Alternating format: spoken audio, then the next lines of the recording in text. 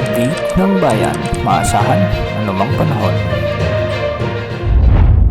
Magandang araw po sa ating lahat. Narito ng pinakuling update sa Bagyong Ada at sa magiging lagi ng panahon sa mga susunod pang mga araw. Sa kasalukuyan, napanatili ng Bagyong Ada ang kanyang lakas habang ito ay mabagal ng kumikilos sa silangan ng Mindanao o sa Philippine Sea, silangan ng Mindanao. Huling namatan ang sentro ng bagyong ito sa layong 500 kilometers, silangan ng Hinatuan, Surigao del Sur. Taglay ang lakas ng hangin na umaabot sa 45 kilometers per hour malapit sa gitna at pagbugsong umaabot sa 55 kilometers per hour. Sa kasalukuyan, kumikilos ito ng pakanluran hilagang kanluran sa bilis na 10 kilometers per hour. Kung mapapansin natin ay malawak ang kaulapan na sakop ng bagyong ito at meron itong lawak na umaabot sa 500 kilometers mula sa gitna. Dahil dito, nakataas na ang tropical cyclone wind signal number 1 sa Northern Samar, Samar Province at Eastern Samar, Dinagat Islands, Surigao del Norte at Surigao del Sur.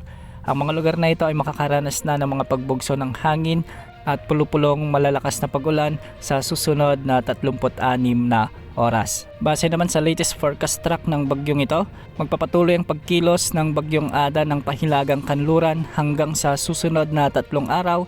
At base sa forecast track ay posibleng lumapit o maglandfall ito sa silangan ng Visayas o sa may Eastern Visayas sa araw ng Biyernes o Sabado. Samantalang hindi rin inaalis ang posibilidad na maglandfall ito sa bahagi ng Catanduanes sa araw ng Sabado o sa araw ng Linggo. Pagkatapos nito ay magre-recurve ito o kikilos ng pahilagang silangan habang ito ay nasa silangan ng Luzon.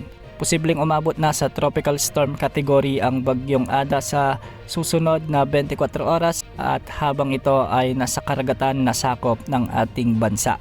Dahil sa epekto ng Bagyong Ada, asahan na ang mga pag-ulan at pagbugso ng hangin ngayong araw sa Surigao del Norte at Dinagat Islands. Mag-ingat dahil posible ang banta ng mga biglaang pagbaha o pagguho ng lupa kung may mga katamtaman at minsan ay malalakas na pag-ulan. Samantala, magiging maulap naman ang mga kalangitan at kalat-kalat na pag-ulan at pagkilat-pagkulog ang inaasahan sa Eastern Visayas, Central Visayas, nalalabing bahagi ng Caraga Region, Davao Oriental, Camiguin, Misamis Oriental, Bukidnon, Albay, Sorsogon, Masbate at Catanduanes. Posible rin ang banta ng mga biglaang pagbaha o pagguho ng lupa kung may mga umiiral na katamtaman at minsan ay malalakas na pag-ulan. Samantala dahil naman sa amihan, asahan din ang maulap na kalangitan na may mga pag-ulan sa Cagayan, Isabela at Aurora.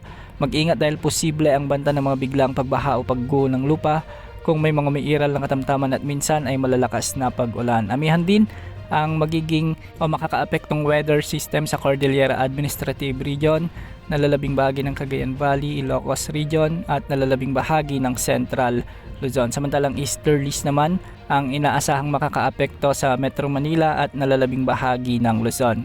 Sa nalalabing bahagi ng bansa, localized thunderstorms naman ang inaasahang magdadala ng bahagyang maulap hanggang sa maulap na kalangitan na may mga isolated rain showers and thunderstorms. Antabayan na ng mga susunod na update sa Bagyong Ada. Yan muna ang latest sa lagi ng panahon. Ito po ang weather update ng bayan, maasahan anumang panahon.